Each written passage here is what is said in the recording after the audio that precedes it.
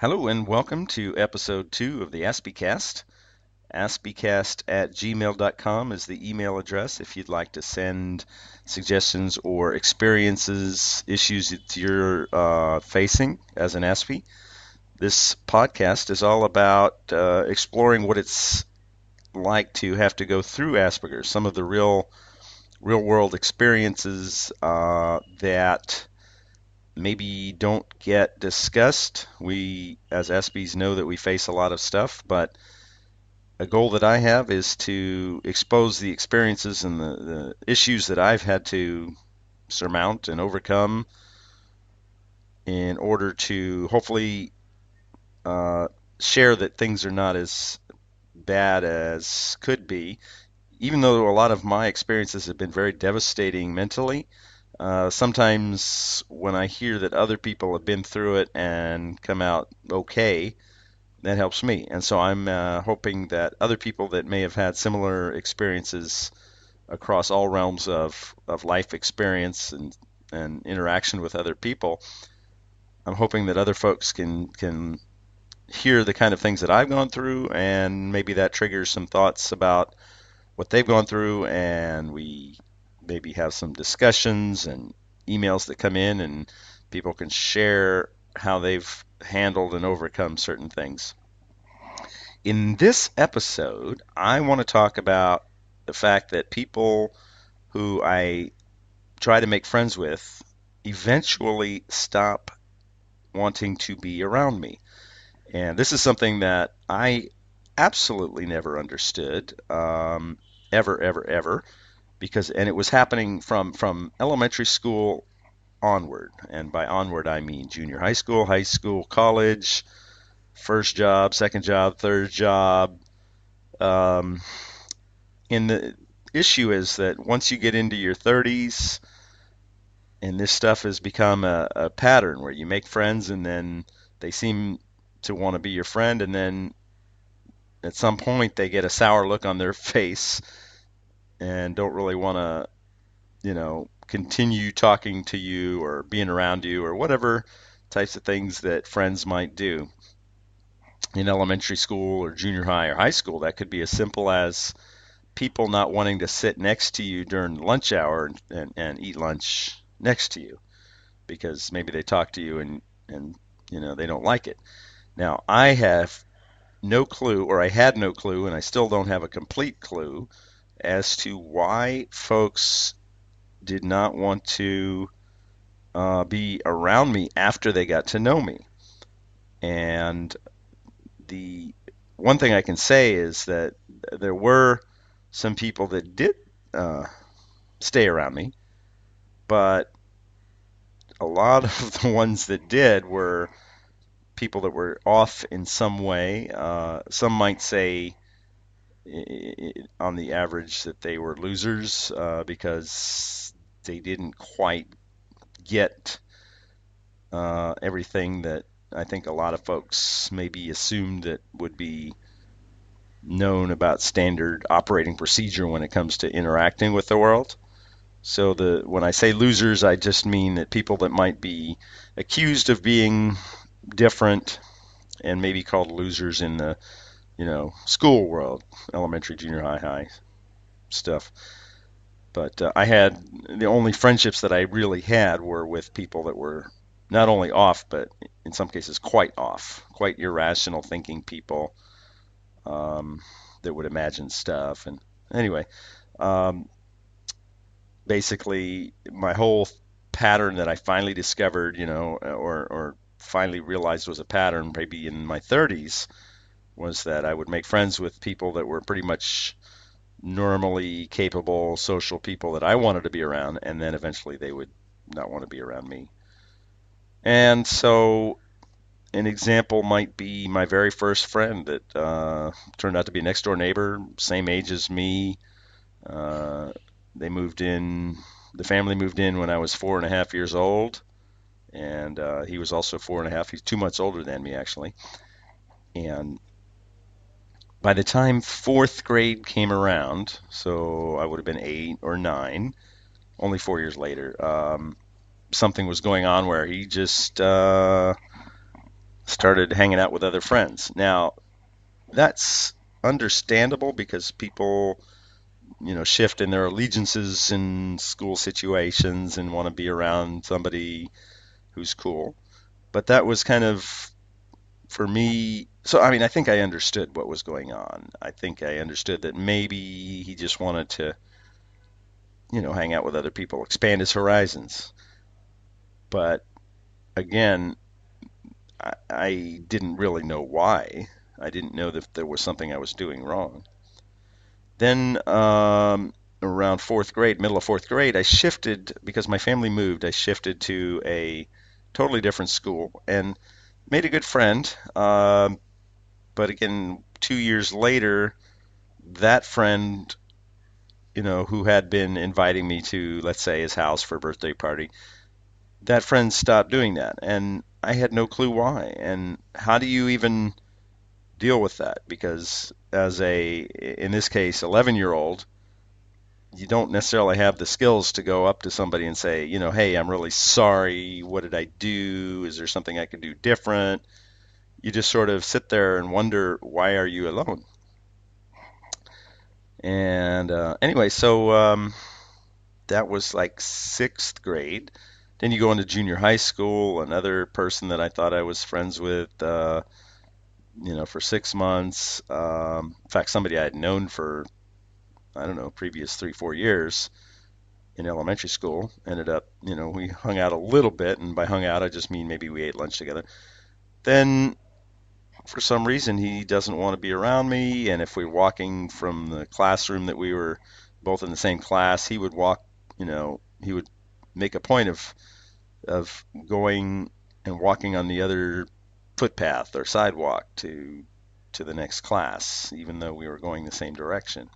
Again, I had no freaking clue why. I just knew that he was somehow trying to avoid me, and just totally don't understand, because there's no way to really excuse me for coughing. There's no way to deal with it when you don't have any skills to deal with it. Nor do I expect kids would respond to that very well. Hey, excuse me, let's get philosophical and talk about why I'm not your friend anymore. Um, so let's see, that was in high school. I know there was one or two others, but I kind of gave up on the idea of trying to make friends. So spent, most of my junior high and high school, just going to school, going home alone on the bus, sitting at home watching Gilligan's Island or whatever, Get Smart. Um, pretty boring. Although I did try to entertain myself with interesting projects. I wasn't a person that would read, but I would put together Heathkit projects sometimes that my parents would buy me, or anything creative. Um, College, same thing. I would for a couple of days maybe meet people in the dorm situation, and then I would try to be friends, and come to find out it just nothing came to fruition. Nobody wanted to go and invite me back out to the dining commons to have another dinner or lunch. So couldn't figure it out. Couldn't figure it out. Just that was the way it is. Now, in college, I also had a full-time job, and there was somebody there that I was kind of friends with and eat lunch with, and um, now I was a college student working. He was probably 20 years older, um, but we still got along. And then at some point, he just started ignoring me and didn't really want to interact with me. And it's all very subtle, when somebody doesn't want to interact with you. You just first you think maybe they're mad or they're not having a good day, and then you realize they're actually not wanting to interact. So not sure why, not sure how to, you know, rectify the situation, if it's rectifiable or anything. Um, anyway, then so I I graduate college and I move to the other side of the country and I get a great job for a good salary in a big company, and I'm working in a small part of the big company, so a small organization within the big company, maybe 5, 6 people in the same room, and one of them I thought I was, friends with, and we would sometimes, go to the office, or we'd run into each other, in the morning on the way there and talk. Well, at some point, within a couple of months, he would just have a sour look on his face when I tried to talk to him, and no clue what was going on. And this was the first person that I actually tried to talk to and say, "Hey, what's the deal?" Except, unfortunately, I was so mad I didn't do it that way. I just sort of exploded on him and said, "What's the problem?" Anyway, that was a big company. Then I go to another company. Nothing that well, by that time I had sort of just assumed that people would not be my friends, so I kind of gave up on trying to make friends.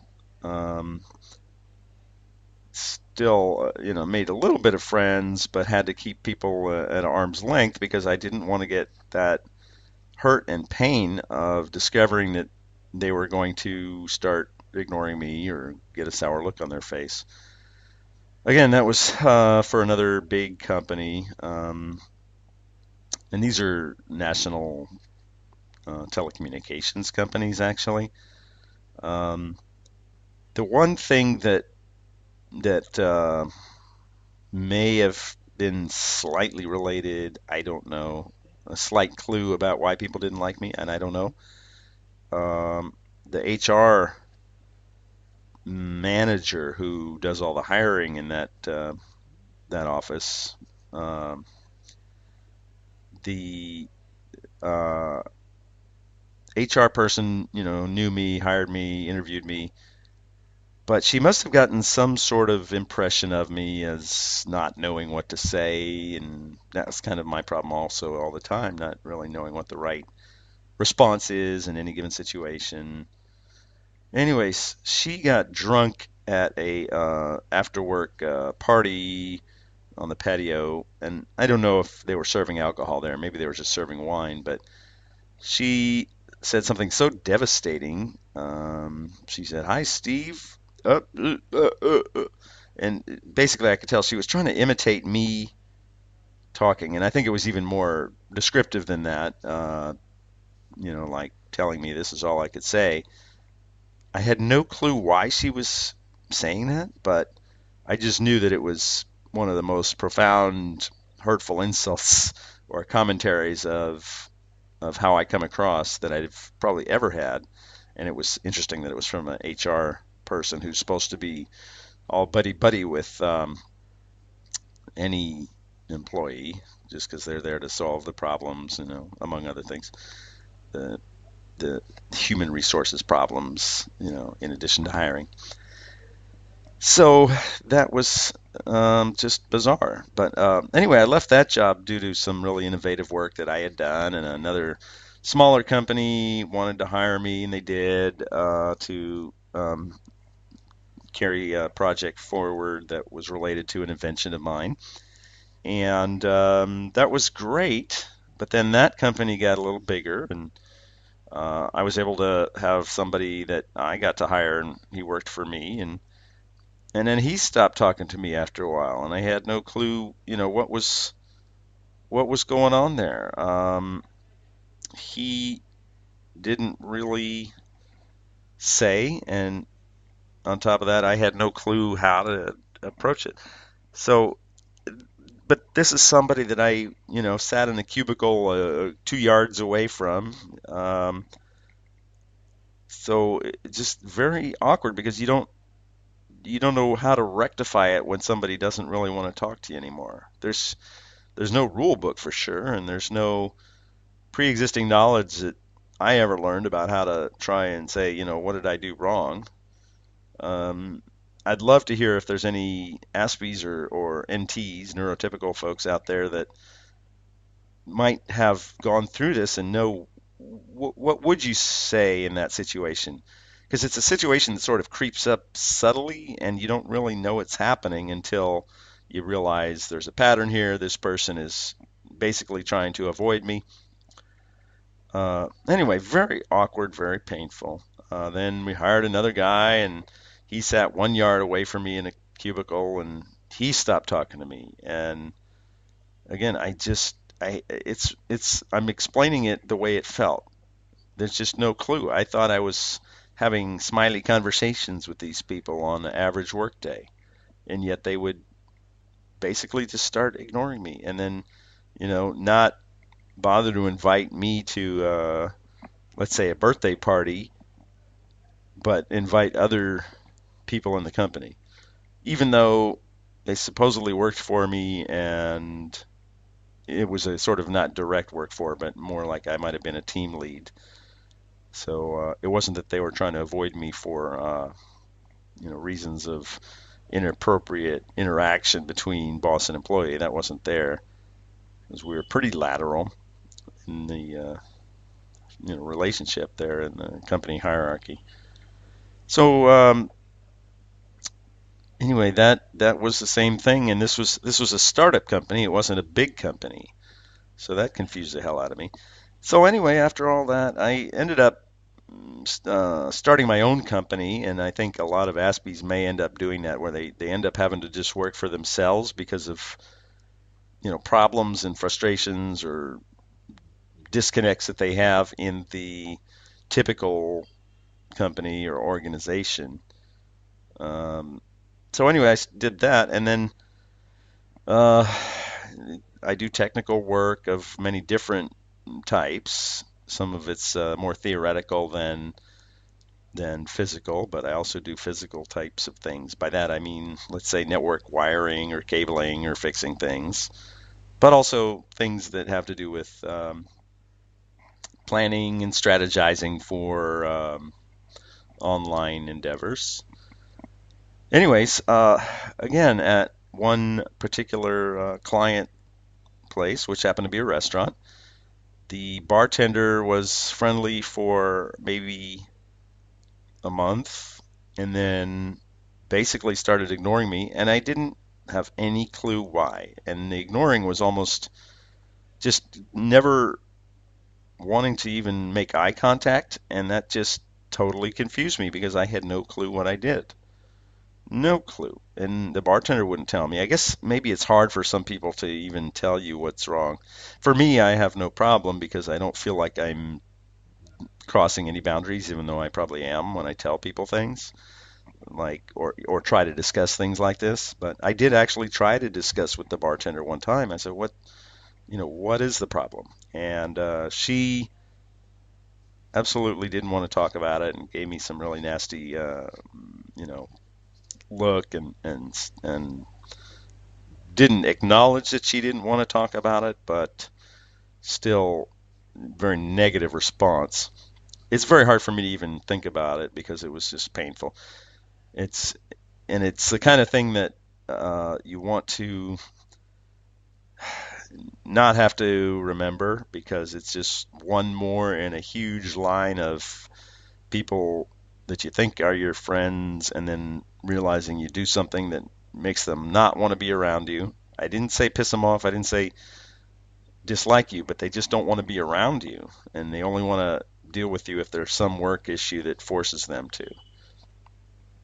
And even then, they try to avoid.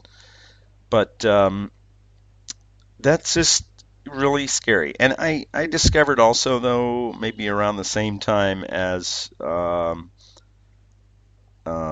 hanging out with the restaurant folks and meeting a lot of the staff there, I discovered that there is such thing as a bar where people go to try and make friends.